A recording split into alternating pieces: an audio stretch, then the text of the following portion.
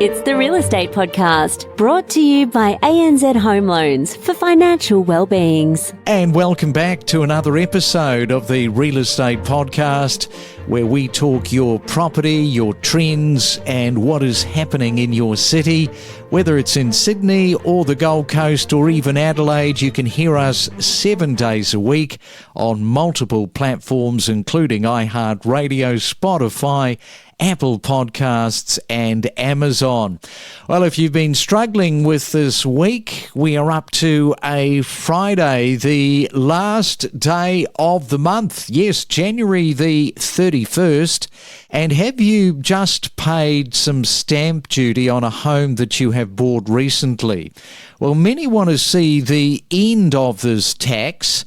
While reform is needed to tackle affordability and supply, critics are actually arguing that stamp duty's removal would have limited impact.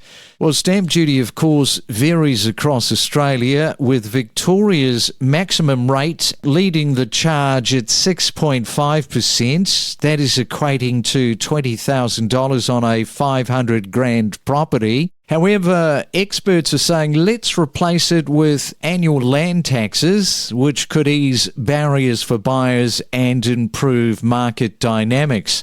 But is anybody actually listening? It's a political tax as much as anything. And for 2025, possibly the status quo is likely to remain.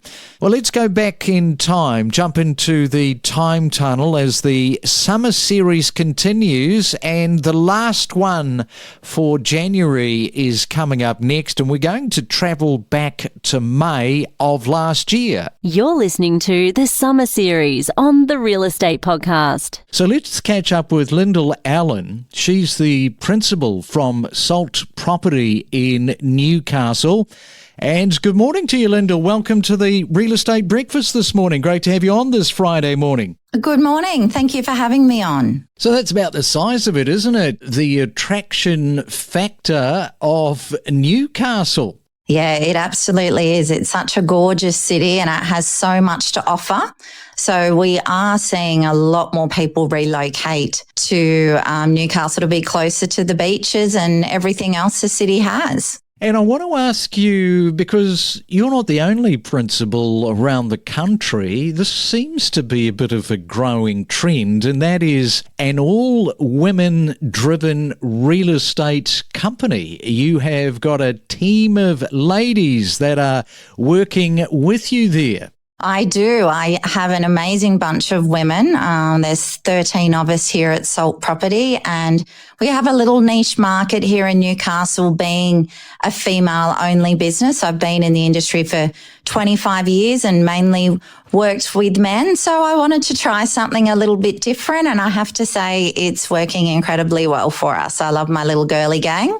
We've kind of discussed this before, especially in the auction space, because there's more and more women, of course, becoming involved as auctioneers. Of course, we have, Lyndall, a lot of men listening this morning, so I have to ask you the question. What is it that separates the boys from the girls when it comes to real estate agents? Well, look, everybody's different, but I do believe that the attention to detail that women bring to a sale does make it stand out, especially in a market such as this where it is tough and you really have to put a lot of time into marketing a home and presenting it properly. I think our communication is next level, and I think we drop the ego a little bit too. That was my next question in terms of some of the social media postings, because it's more like, look at me, look at me, look at me, without the details of the real estate. So you've got that covered, have you? Yeah, I definitely think we let our sales sort of speak for themselves, and our job is to showcase the properties. It's not about us, it's about the homes, and it's about connecting them to buyers. So I think we do that well. There's a beautiful personal touch that comes with working with Salt, and the attention to detail that also lens into these amazing campaigns where it makes us stand out. And we tell the story. The social media is about the properties we're selling. Obviously, there's a personal touch that we put into it, but we say, for example, in our social media, bloopers are something we do all the time where we're showing us mucking up, and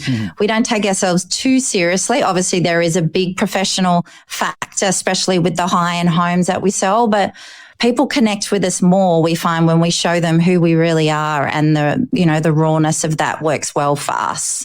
Yeah, I've said this before, and that is it's all about being authentic. The more authentic you are, the more engagement you will have with people on social media.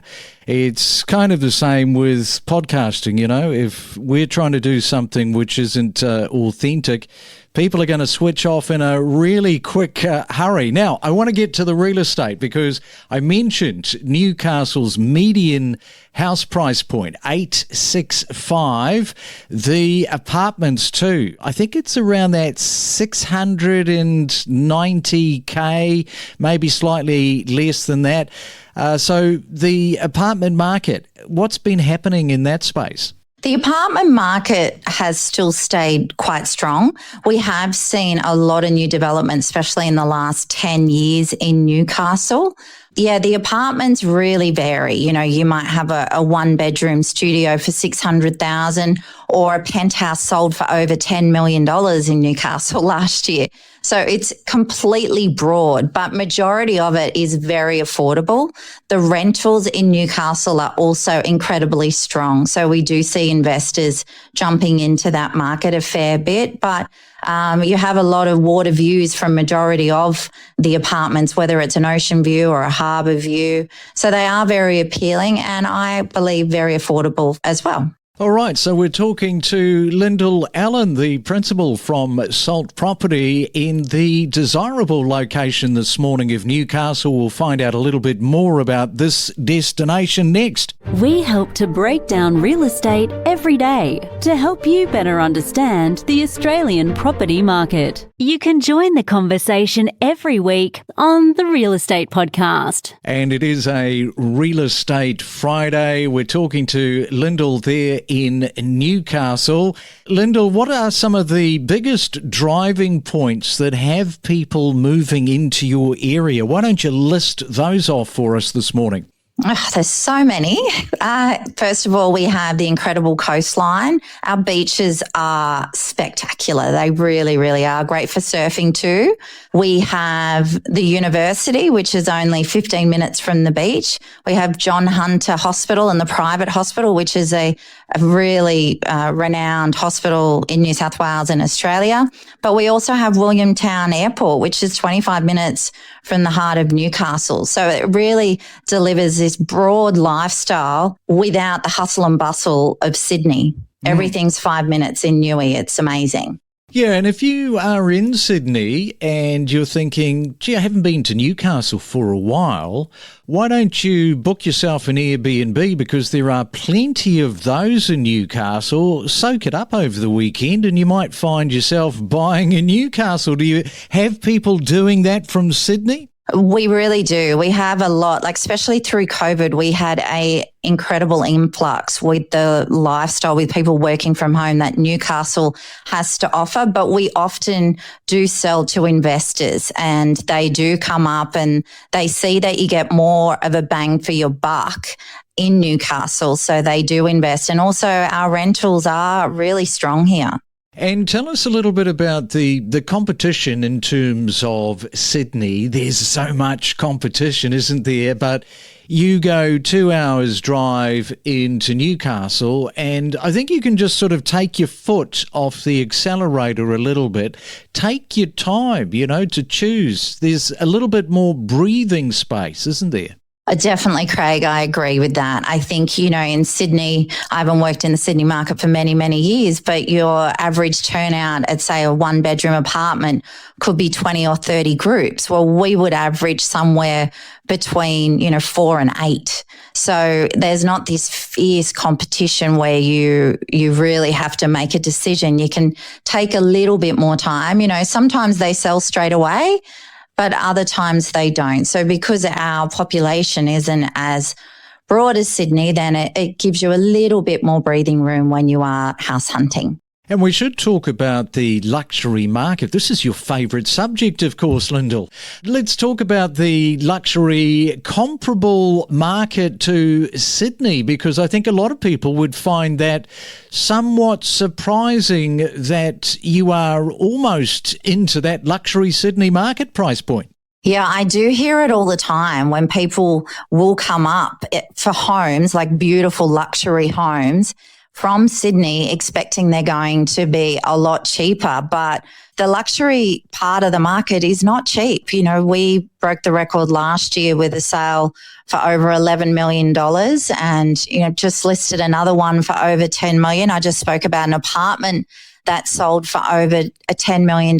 So we still do pull some very strong prices, especially with those coastal homes. There are some amazing homes in your Merriweathers and your Bar Beach in Newcastle.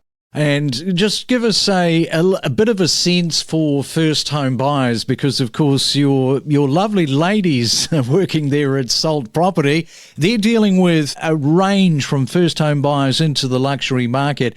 How active is that at the moment for first home buyers? Yeah, that's a great question. That part of the market is still very, very competitive. So I would say anything under $1 million in Newcastle at the moment, we're auctioning most of those properties because we do generally have plenty of bidders and plenty of interest, more so in the homes than the apartment side of it. But we are still finding there are a lot of first home buyers trying to get into the market. So that part is, very active still. And it is a Friday morning, so who do you want to give a bit of a shout out to where you are living and enjoying life? I like to shout out to my gorgeous team, my amazing salty girls. If you're out and about, please come and say hello to us. But yeah, just to everyone of Newcastle, we do have some beautiful listings at the moment. So please come along and say hello to us. We do have lots of opens happening tomorrow. And I would love to say hello. All right then, Lyndall, lovely to connect with you, find out a little bit more about Newcastle turning the spotlight on. Thanks for coming on to the Real Estate Breakfast this morning. Really appreciate it. Thank you for having me on. I've enjoyed our chat. Every morning from 6 a.m. across Australia, we deliver you the latest property news, commentary and predictions from Perth to Cairns and from Melbourne to Brisbane, 7 days a week, only on the Real Estate Podcast. What we're seeing out here in the Western Corridor is that we are predominantly a private sale marketplace. First home buyers looking to enter at an affordable range, but we are still seeing a huge amount of competition and some fantastic results. Yes, if you have a look at that price between the two markets, as I mentioned, $595,000, it is an awful lot of money. They say it could drive landlords out of the state, Victoria's new land tax. So what are you sort of seeing on the ground? Look, we are seeing some of our landlords, partly due to the land tax and also due to just general, I suppose, living expenses, potentially look to pull out of the market. But at the same token, we're also seeing those interstate investors. So it's not just Sydney-siders coming in to relocate. They're also looking at our real estate for an investment to become a landlord. We connect you to the best real estate information across Australia. The Real Estate Podcast.